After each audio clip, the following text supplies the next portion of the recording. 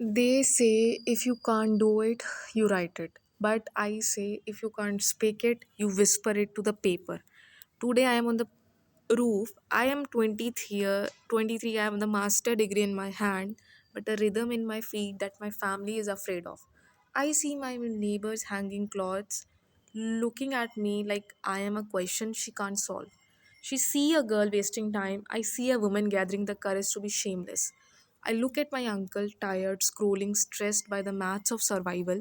I realize that silence is not peace, it's a fire they were told to put out. My maths teacher is now my master, and I am the student again. Is it jealousy? Or it's a mirror showing me that I have not started my own lesson yet? मैं सिर्फ commerce की student नहीं हूँ, उन emotions की accountant हूँ जिसे मेरे घर वाले खर्च नहीं कर पाए. I am not just a commerce student, I am the accountant of emotions that my family could not afford to spend. They tell me I am study commerce. They tell me to calculate the profit and loss of life I did not even choose. But on this rooftop under the Punjab sun, the only math I know is the rhythm of my feet. I saw my neighbor looking at me today. She see a girl who should be ashamed. She see extra work. The kind of dance they used to perform at festivals, the kind my Nanu hated so much he tried to beat the music out of my uncle. My uncle, he downstairs now scrolling, sleeping. He fire is gone, is not a gone. It is buried under the weight of being provider. He is a character in tragedy he never wrote, and me, I am the student learning from the very people who become that I'm afraid to be. It's madness, or it's just a fire that has not found its kitchen yet. People say, Priyanka, focus on the degree, but my voice is heavy. The stories they're too scared to tell.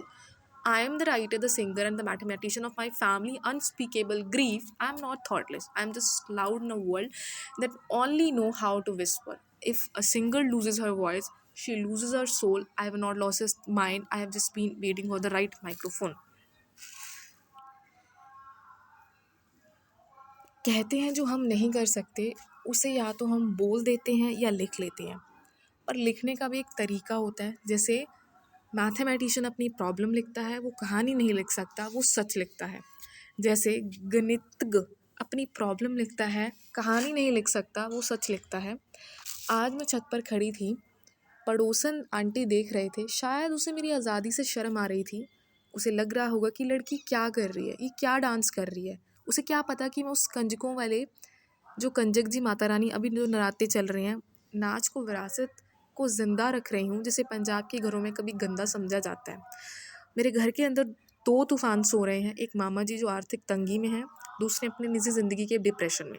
वो scroll करते हैं, थक जाते हैं, सो जाते हैं, उनकी आग बुझ चुकी है.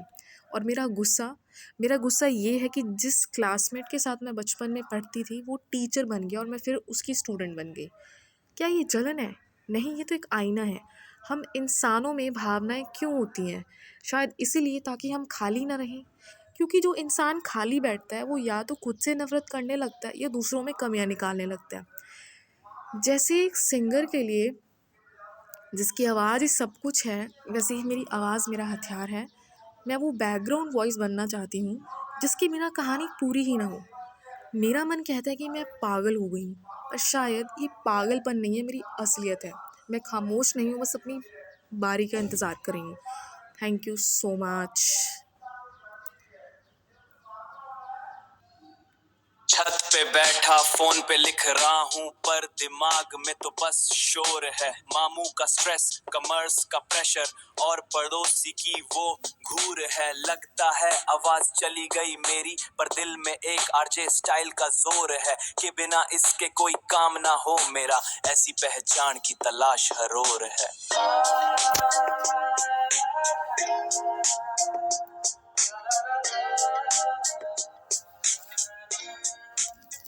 छत पे बैठ